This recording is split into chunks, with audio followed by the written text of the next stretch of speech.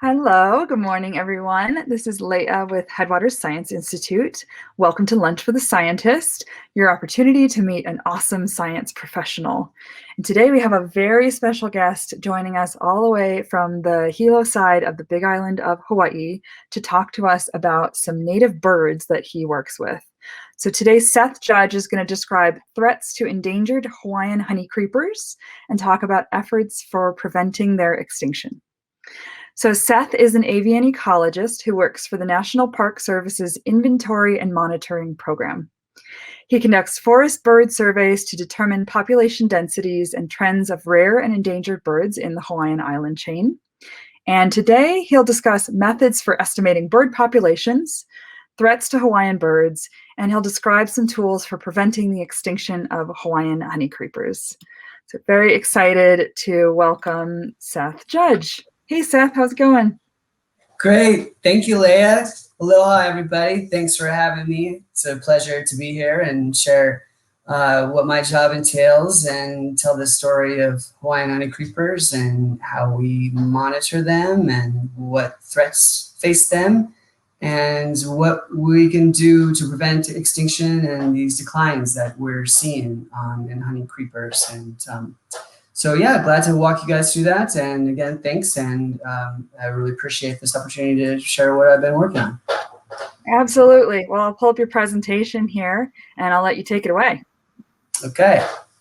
All right, here we go. Yeah, like Leah said, I'm an ecologist for the Park Service, and that's the Pacific Island Inventory and Monitoring Network, which is a division of the Park Service, and we interact with resource management and research, like with the USGS, and our goal is really to track the populations of native and non-native forest birds in our parks.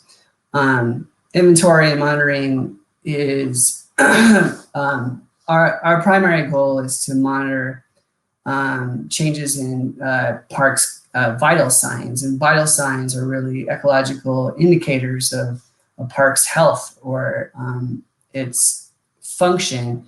And so there are several teams in our group, and they monitor the climate, marine systems, water quality, plant communities, invasive species, which is a real big issue here in Hawaii.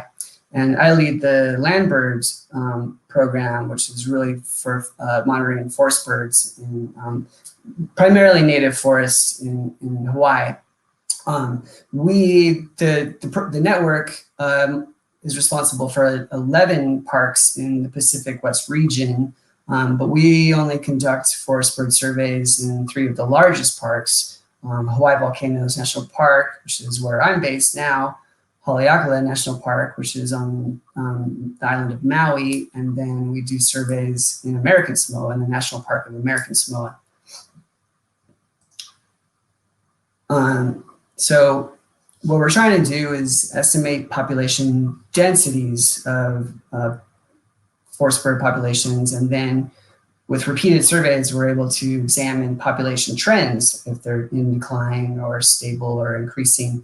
And if, in particular, if there's a population in decline, we can help identify those threats, and then we inform that information to resource management, and they can take the actions that might help slow the decline of species and ultimately, hopefully, to prevent extinction, which is unfortunately a situation that we are facing with numerous species in Hawaiian Islands.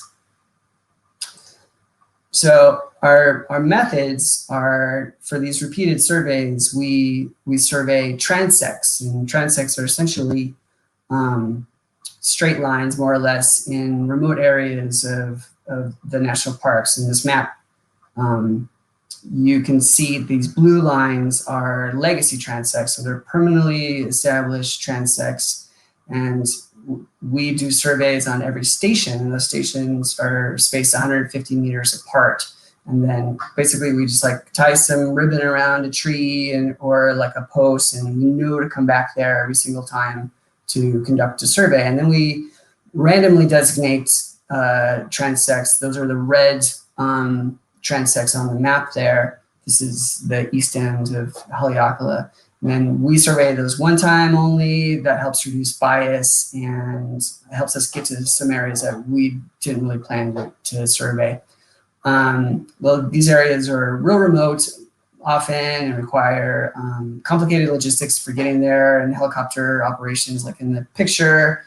And we have to bring gear and camp out there all week. It's really fun and exciting work. And it's just been a joy, but there's also just, there's mixed results, and there's things that, not always pleasant about these findings in this work.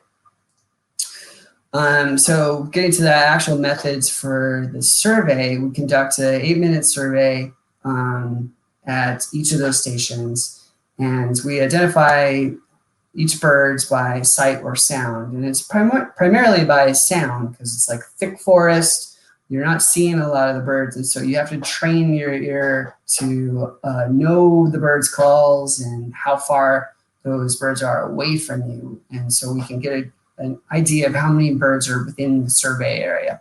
And so like on the data sheet here, you can see there's the bird species, there's 4-letter codes for each of the birds, like on the top there, MAPA is the Maui parrotbill, and then the distance at the time, it was 43 meters, and then the detection type, whether that was you heard the bird. And so that's kind of what our data sheet looks like. And then we use a statistic to determine birds that we might be missing, or a detection probability. So when you're in the forest, especially if birds are far away from the observer, there's a lower probability that you are going to detect that bird. So if Big Bird from Sesame Street is standing right next to me, right, there's 100% probability that I will see Big Bird. There's probably 100% probability if he's 10 meters away, and the probability of seeing Big Bird reduces the further you go out. Well, it's the same with a lot of these species, like green birds that are small, they don't call that often. And so how do we estimate those birds that we're not really seeing? We're seeing the birds near us, but then how do we estimate the birds that we're not seeing? So we take that survey data, and in the analysis, we look at we calculate the detection probability, which is on the y-axis here, and then we look at this curve, which is the distance to the bird, and where the curve, or like how long the curve stays flat and where it curves down, is where we use that statistic to calculate for the missed birds. So for this species, whatever it was, at 50 meters, there's a real low probability that you're going to see it. And that's probably like those small green birds that I was mentioning. And then with that data and with the survey data, we can determine the range of a species, either the entire range or a range within the survey area, like Haleakala National Park, or in some cases we can extend outside the boundaries of the park. But we really need to get the population density, and that's like the number of birds per unit measure. We usually use hectare, which if you're not familiar with that, that's 10,000 square meters, like 100 meters by 100 meters square. And then with the range, we're able to calculate abundance, right? So once we get the density of birds per unit, then we can multiply that by the survey area and get an abundance. We think there's so many birds in this area. And then with repeated surveys, we can test the differences in population density, right? So then that way we can determine if the birds are in decline or increasing. And so in this case, in this figure on the bottom right, we have the density estimate, birds per hectare, and then there's a confidence. We have confidence in those statistics. And depending on the data and how much of a survey effort, you have higher confidence in your estimates or you have less confidence. And so in this case, the 2005 estimate, we had really good confidence. But with these bigger bars, like in 2015, we're losing confidence in those estimates. And so if you want to look at whether or not there's a real difference, you look at those error bars or the confidence intervals. And if they overlap or not, that's when you can be confident saying that these populations are increasing or decreasing. And it looks like in this case, most of the error bars are overlapping if you kind of go across the way. So we can probably say it's stable, but it does look like there's probably an increase in that population. Oh, and one more thing.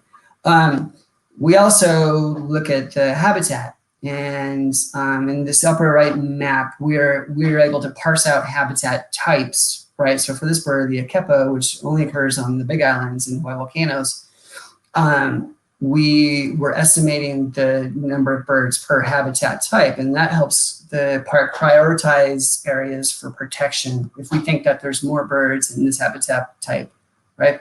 So that's been a cool thing that we've done, and we're trying to expand on that in other areas. So I'm going to describe our effort in 2017 in Haleakala National Park and East Maui. We were able to coordinate with the state of Hawaii and other partners to survey both within Haleakala National Park and then outside the national park. So with this huge area on East Maui that encompassed all of Haleakala volcano.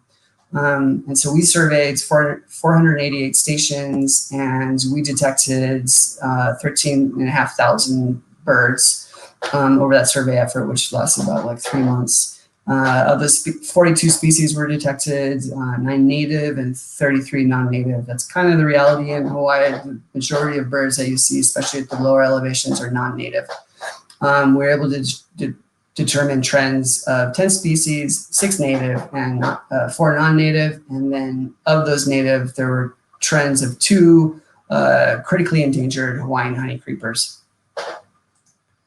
The first is the akohe, which is endemic to Maui Islands. It only occurs in this one area on East Maui.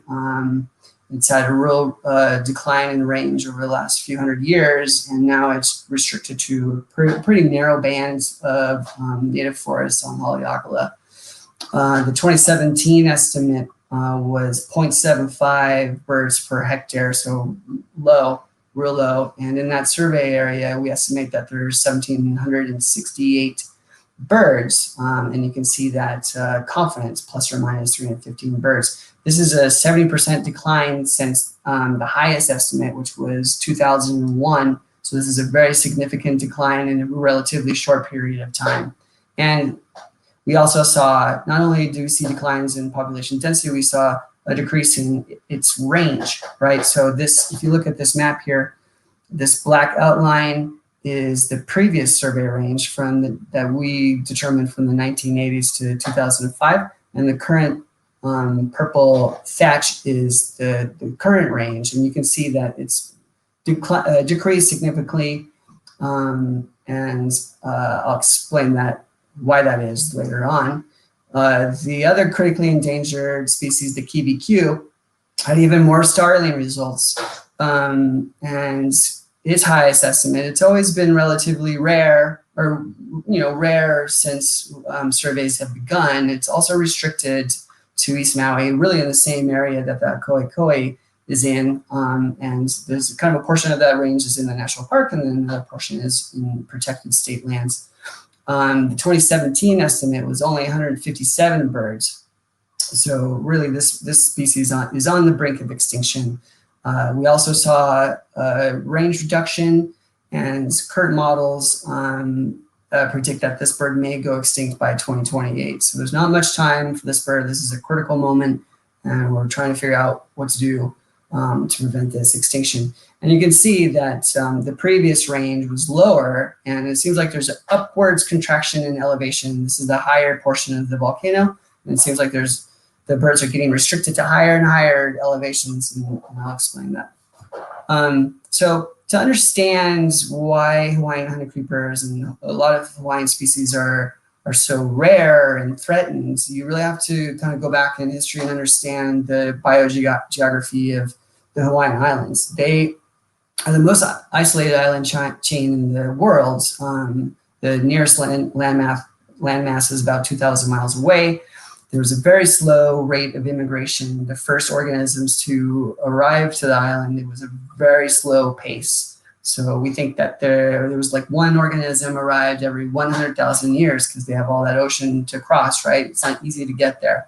And then once they did arrive, they adapted and evolved into the available habitat and these biomes, and the world was open to them in a sense. And they adapted to those niches and became endemic. You know, they're not the organism that they previously were. They're specific now to the Hawaiian Islands. And Hawaii has got the highest rate of endemism in the world. Endemism is that they're only found there. So for instance, there's 2,000 native Hawaiian plants that have been documented, and 89% of them are endemic, which is a really high number compared to everywhere else. There's a small number of indigenous plants. That means that those plants are found here and in maybe other islands of Polynesia, but they're the same species. So, but these species really evolved without continental threats, like from what we're familiar with, like in the Americas or Africa, and they evolved without a lot of defenses to predators or to disease, and they were particularly vulnerable. And Hawaiian honeycreepers especially, going back to like adaptive radiation and how birds just sort of flourished and evolved. The Hawaiian honeycreepers are one of the best examples of adaptive radiation that we know, like even more so than the Darwin finches. We think that there was one founder. It was a Eurasian finch, and that's in the center of the figure, and that one founder radiated out to 55 different species of Hawaiian honeycreepers, and they all like found their niche. And you can really see that by the bill shape, right? That their bill shape is really indicative of what their foraging requirements. So these long curved bills are more like nectivorous birds, and that's like they fit their bill into flowers and sip nectar. And then there's the birds with the more robust bill for cracking seeds and fruits. And then there's like the kind of needle-like bills for foraging for insects. And so you can kind of see that diversity just by their bill shape. But with threats, it's been a tragic tale for Hawaiian honeycreepers. Of the 55 species that have been documented, more than 70% are extinct, unfortunately. There's 17 species remaining, and of those, 10 are threatened or endangered. So very small populations, very critical moments, and a lot of these extinctions were in recent years. So to explain that, I mentioned the slow rate of immigration. It took a long time for organisms to arrive here, and there were no native mammals. There's one native bat, and then there's the monk seal, which is also a mammal. But then the first Polynesians arrived about 1,500 years ago, and with them they brought new threats. And it was all of a sudden there's all these new threats. There's all these mammals that Hawaiian organisms are not adapted to evolve with, or to have defenses to those threats. So people brought pigs and dogs, rats. There was broad-scale deforestation, in particular of the lowlands, with agriculture. There was a lot of timber. There was hunting. A lot of birds were flightless and very vulnerable to hunting. And then Western contact, which was in the late 1700s with Captain Cook from that European influence. There was a lot more pressures that came with that, more introduced species. There was logging and trade at even a larger scale. And then there was all these weeds that were introduced as well, and mosquitoes and disease. So of the mammals that really have had a devastating impact on native forests, ungulates have been near the top. Deer were introduced, sheep, goats, pigs were introduced, cattle, and you can really see that in the lowland forests in particular, like in this picture in the upper right. All that was native forest, and it's all just devastated. It's just bare land, and a lot of that mud is just washing off into the ocean. And these estimates of pre-human forests and post-human arrival forests can really depict that. The orange color here on the left, that is lowland dry forest, it's almost all gone. So this pink color with the post-human arrival, that's all non-native or eroded or developed lands. Fortunately, we do have protected lands in the national park. The Hawaii Volcanoes National Park is here mostly on Mauna Loa, and there are strips of this blue and green that are native forest. And then on Maui, there's the blue right there that has native forest, and we're really trying to do all we can to maintain that. And then there was the introduced predators. There's 3 species of rats that have been introduced, and a lot of them overlap in their ranges, and they occupy different levels of the canopy. So like black rats in particular, they like to get to the top of the trees where they can raid nests. Norway rats, Polynesian rats are more lower. They can get to ground nesting seabirds. Then there's the mongoose that was introduced, and that was devastating to especially seabird populations that were nesting on the ground. And then feral cats, they're ubiquitous. I've seen them pretty much everywhere, and they're difficult to control, to capture, and they also have devastating impacts to native birds. And then there's the disease. So the southern house mosquito was introduced accidentally in the early 1800s, and then disease came after that introduction. And avian and malaria, which is specific to birds. You guys know about malaria that can impact people. Well, there's malaria that's a parasite that's specific to birds, and it's transmitted through the bite of a mosquito. And unfortunately, the birds have 0 defenses. It's a novel threat. You know, you've heard that. It's a novel threat. It's new to these populations, and they don't have any immunity to this parasite. The parasite gets in their red blood cells, it reproduces, and it can destroy that red blood cell. And so the birds that we see that are sick with malaria, they have almost like watery bloods because they don't have enough red blood cells, and so they're lethargic. And some species die within a week of exposure and causes mortality over 90%. And there was also the avian pox, which causes it's a virus which causes these horrible lesions on their feet, and it can affect their ability to get around and to forage. So looking at the rate of extinction on over the last couple hundred years, it was slow. The mosquitoes were introduced, and like I said, in the early 1800s, pox came in, you see these horrible lesions. And then, so the mosquitoes were already established, and then there was a number of non-native bird introductions. And avian malaria is actually real common globally because it's an old world disease, like 90% of African birds have it, but they have defenses. And so when those birds were introduced here, they brought the disease with them. And then the mosquitoes bite those birds, bite Hawaiian Honeycreeper, that bird gets sick and dies. So that's kind of the timeline. You can see that the rate of extinction picked up. The most recent one was in 2004 on East Maui, a real similar area to QBQ and Kauai. So we're seeing this problem worsen because of climate change. Both mosquitoes and the parasite are cold intolerant, right? So they don't like cold weather. They're restricted to lower elevations. What we thought was their high level, that where they're restricted elevationally was around 4,000 to 4,500 feet. But with climate change, with higher mean global temperatures, we're seeing mosquitoes expand into these areas, and tree line is not catching up with it. So the birds that we're seeing often are restricted right at tree line if there is area for them to go. And so we're seeing a higher rates of decline within the last 20, 30 years. And we think it's because of climate change, because mosquitoes are getting higher and higher.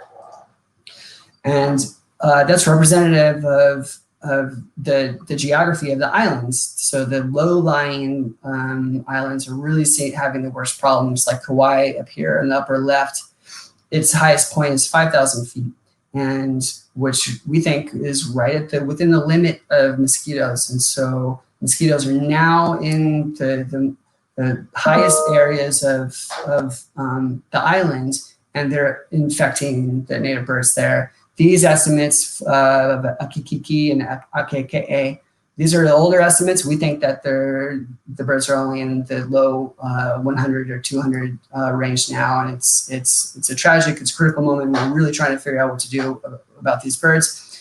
A lot of the other islands, such as Molokai, all these birds are gone. There's only a couple of native species left. Same with Oahu, Maui. That's where the Kibikyu and Koikoi are. The big island here, there's kind of room to go up. It's the Mauna Loa and Mauna Kea are over 13,000 feet, but there's still that tree line staying there. And so we're also seeing some low population estimates for Hawaiian birds. So what do we do about it? So the ongoing management, which has really been the standards, if you're a conservation practitioner, is fencing, ungulate removal, predator control. These are like practices that we can do, and we keep the ungulates out, we preserve native habitat, and the birds will flourish. And we do predator control. The predator control is difficult because it takes ongoing efforts, and we're talking about pretty big areas in some instances, and we're talking about a number of different species that are a problem. So there's means for capturing mongoose and rats. But there's also been a number of captive propagation efforts where eggs are brought to captivity, and these birds are raised in protected environments. Hopefully they can do okay and start reproducing and build another population in captivity. Then we reintroduce those species or translocate them to other areas where we think that they might be okay or safe from a lot of these threats. The alala, the Hawaiian crow here on the bottom right, is one example of that. They've been in captivity for the last 30 years. They were reintroduced here on the Big Islands. I guess it's been 5 years already. And unfortunately that failed. They had to bring them back into captivity. And so we're working on new plans to get that bird recovered. So the most recent translocation effort was the Kibikyu, and that bird the plan was to move that bird to a drier forest where historically it actually was doing better, but then because of habitat degradation, there's not much dry forest left, right? So over 7 years, this Nikula National Area Reserve was reforested. They planted over 250,000 plants, and then in 2018, they moved 7 wild and 7 captive birds to Nikula in the hopes that that population would take to it and start reproducing, build another population. I mean, in conservation, you really want to have a number of different, areas where birds are doing okay. Like, what if a hurricane hits the other population? Then you can see the entire population wink out. But unfortunately, we saw an increase in mosquitoes. We think that the mosquito populations are pulsing up higher because of these warm temperature events.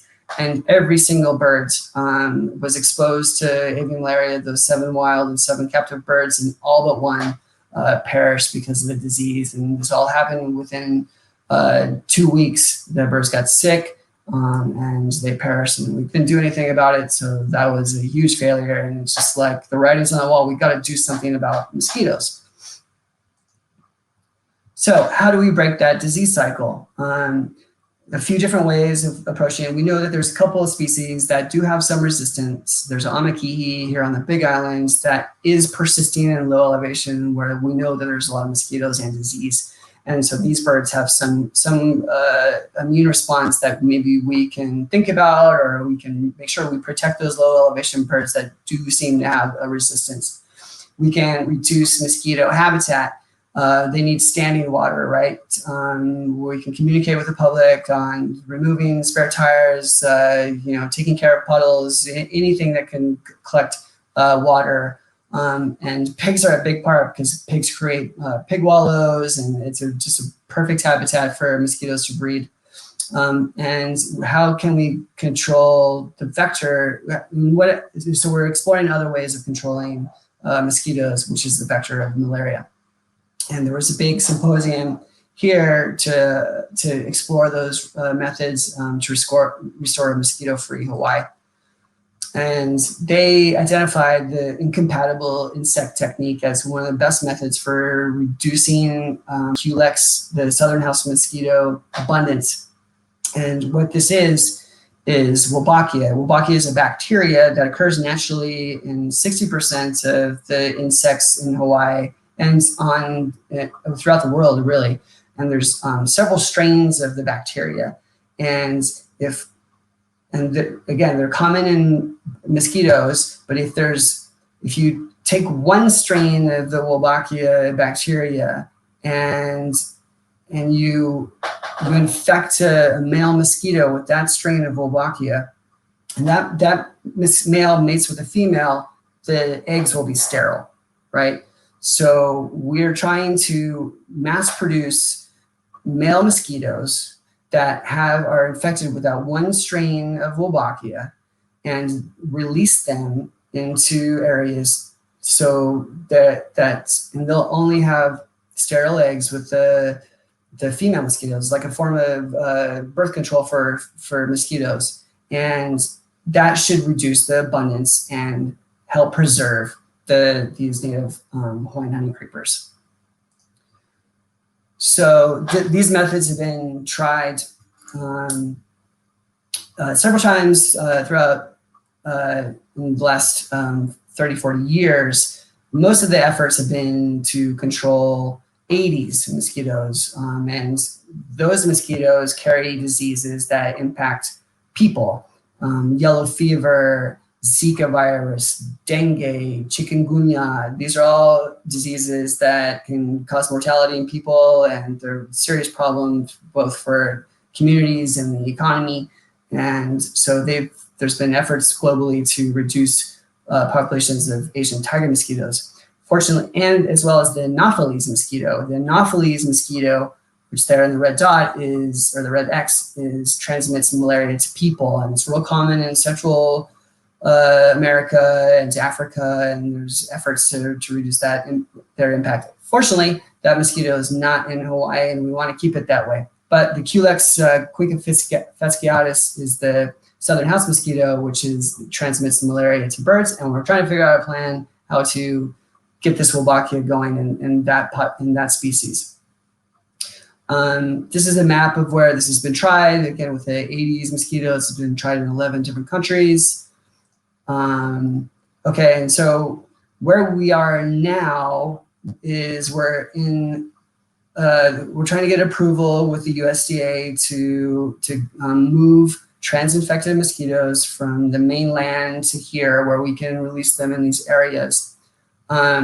But we're still trying to mass produce trans-infected Wolbachia males, and so that is an effort. You have to make sure you sort out the male versus the females, because we only want to release the trans-infected males, and then we're trying to identify where to release them, where mosquitoes are breeding. The green thatch is the current range of QBQ and Akoi. This blue thatch is where we think that we want to release these mosquitoes. It's a very rugged and steep landscape, as you can see in this bottom right picture. So we think that we might need to use drones to release those mosquitoes, but the spacing and the number of mosquitoes that we need to release, we're still working on. But we think that we're on the path to do it by 2024. That still means that there's not a lot of time left for QBQ, because we don't know how quickly this will take, and if that bird is predicted to go extinct in 2028, we're just kind of like, we got to get this going. And so there's a lot of urgency, and there's a big team of people that are working on this, and it's complicated, and we're optimistic that we can get it going. But there's talks like this and outreach and communication helps people understand this science and understand the urgency. And these places are real isolated, and not a lot of people are actually seeing these species, and so it's good for me to communicate these things to you. And I think I'm running out of time here, but to sum up, priority is to reduce the impact of mosquito-borne disease. That is just the broad goal in conservation.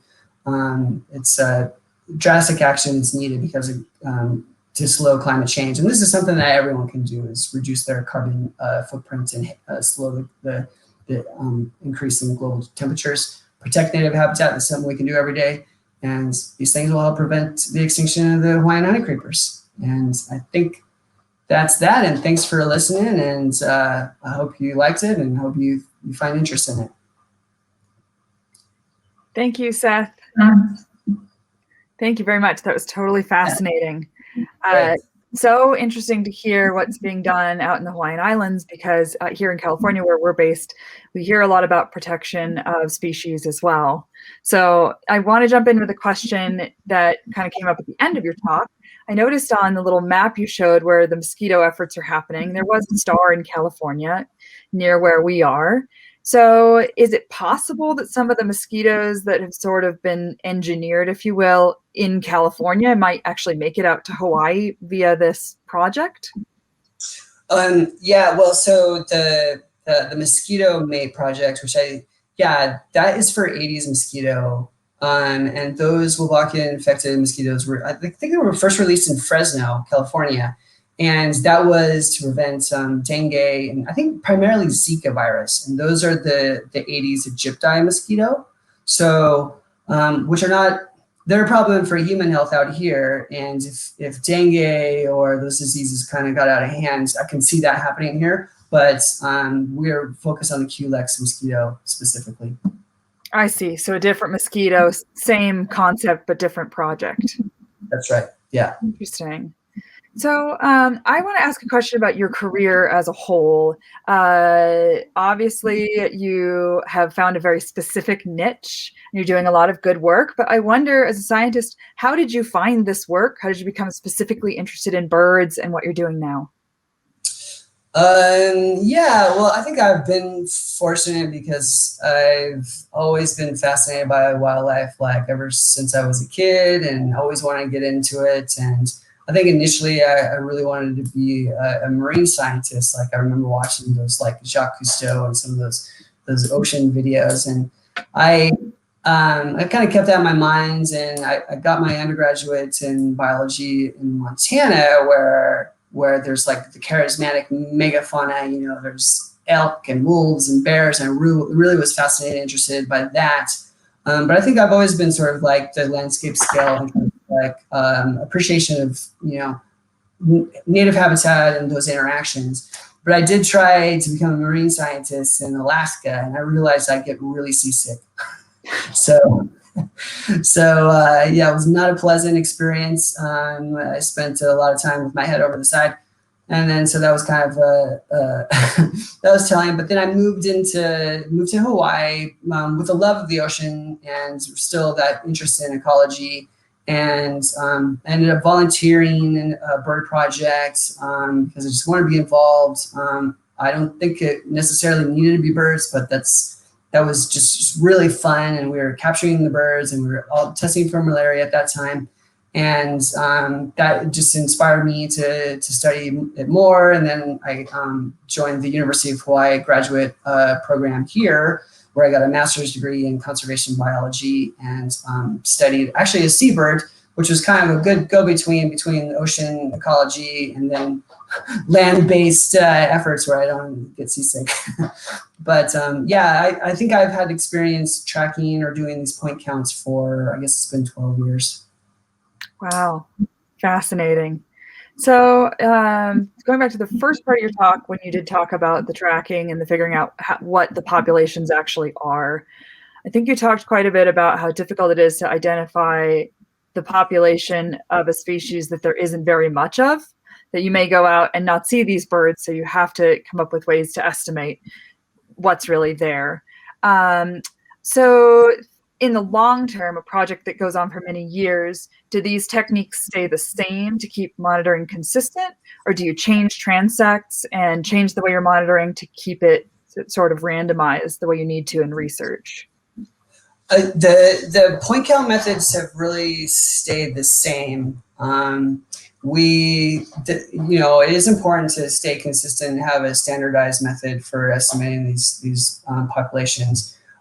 We do try to add survey areas or those random transects. You know, we look at the map and like no one's been over there, maybe we should try to survey, but we also try not to be too biased in our effort.